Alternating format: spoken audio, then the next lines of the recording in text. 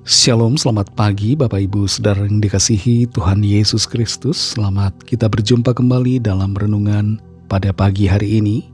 Saya mengucapkan salam sejahtera buat saudara semua dimanapun saudara berada. Damai dan sukacita oleh Roh Kudus melimpah senantiasa dalam hati dan kehidupan saudara semua. Sebelum kita mendengarkan kebenaran firman Tuhan, mari kita berdoa. Bapa yang maha baik, Bapa dalam nama Tuhan Yesus Kristus, terima kasih kami mengucap syukur untuk segala berkat kemurahan-Mu. Kalau kembali kami ada saat ini, kami percaya itu semua adalah karena kemurahan Tuhan dan karena Tuhan punya rencana baik buat setiap kami.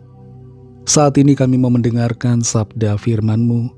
Urapilah kami Roh Kudus supaya kami mengerti dan mentaati akan setiap kehendak-Mu.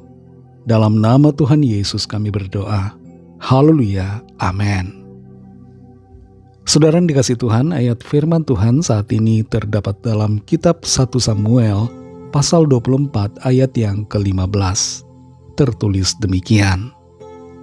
Sebab itu Tuhan kiranya menjadi hakim yang memutuskan antara aku dan engkau. Dia kiranya memperhatikannya, memperjuangkan perkaraku, dan memberi keadilan kepadaku dengan melepaskan aku dari tangan-Mu.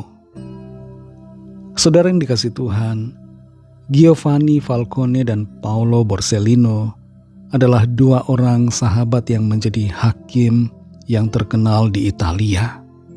Mereka tidak bisa disuap, tidak bisa dibeli dengan uang. Dan ketika mereka mati karena ditembak oleh para mafia, mereka berdua dijadikan sebagai pahlawan nasional. Kematian mereka memicu suatu kegerakan untuk memberantas mafia yang ada di sana. Berbicara tentang hakim, Tuhan adalah hakim yang adil, yang memutuskan segala perkara kita tanpa bisa disuap. Tuhan membela orang-orang yang benar, membela orang-orang yang tertindas, dan Tuhan menghukum orang-orang yang hidup dalam kejahatan. Dalam 1 Samuel 24 ayat 15 ini tertulis, sebab itu Tuhan kiranya menjadi hakim yang memutuskan antara aku dan engkau.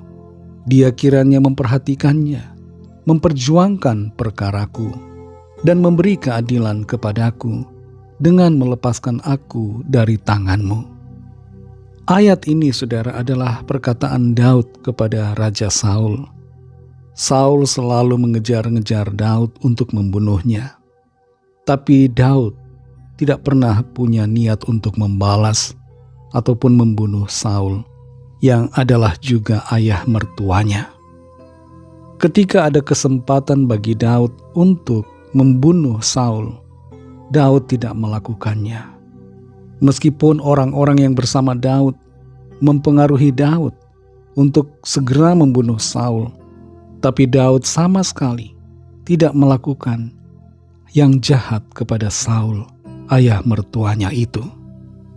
Dan di sini Daud berkata bahwa Tuhanlah yang kiranya akan menjadi hakim, yang memutuskan perkara antara dirinya, yaitu antara Daud dengan Saul.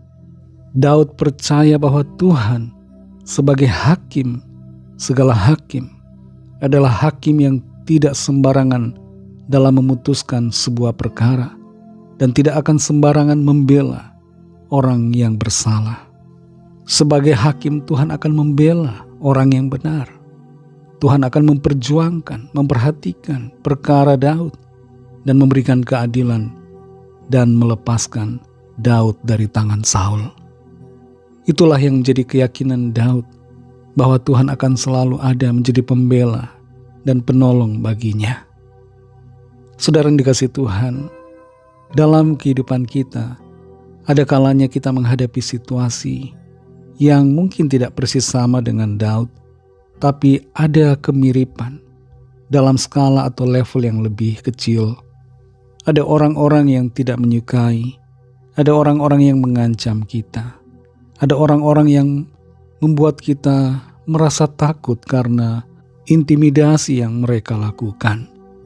Tapi dalam semua itu, kita perlu senantiasa sadar dan percaya bahwa Tuhan adalah hakim yang adil, yang akan memutuskan setiap perkara dan akan membela orang-orang yang benar dan berkenan di hadapannya.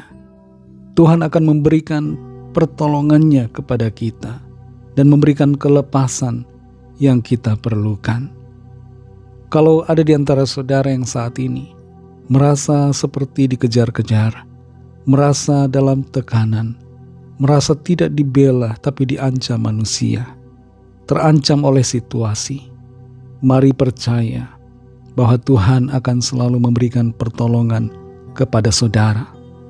Karena Tuhan adalah Bapa kita yang baik, yang selalu ada untuk saudara dan saya, yang tidak pernah meninggalkan tapi selalu memberikan pertolongan. Mari kita berdoa. Terima kasih Tuhan Yesus, kami mengucap syukur untuk firman-Mu. Engkau adalah Tuhan kami, Bapa kami yang baik yang selalu ada bagi kami. Engkau hakim yang tidak bisa dibeli dengan uang. Engkau hakim yang adil, yang akan memutuskan setiap perkara kami. Kami yakin Tuhan akan membela kami, menolong dan melepaskan kami dari segala persoalan dan kesukaran yang kami hadapi. Terima kasih Tuhan karena kami punya harapan di dalam Engkau. Engkau menilik kami dari tempat yang maha tinggi. Bahkan Engkau bersama-sama dengan kami, memberikan kekuatan, jalan keluar, dan pertolongan yang ajaib. Di sepanjang hari ini Tuhan kami mohon pimpinan dan penyertaan-Mu dalam segala tugas dan aktivitas kami. Berkati kami, sertai kami, agar kami berhasil dan berkemenangan di dalam segala perkara, dan di dalam semuanya nama Tuhan senantiasa dipermuliakan.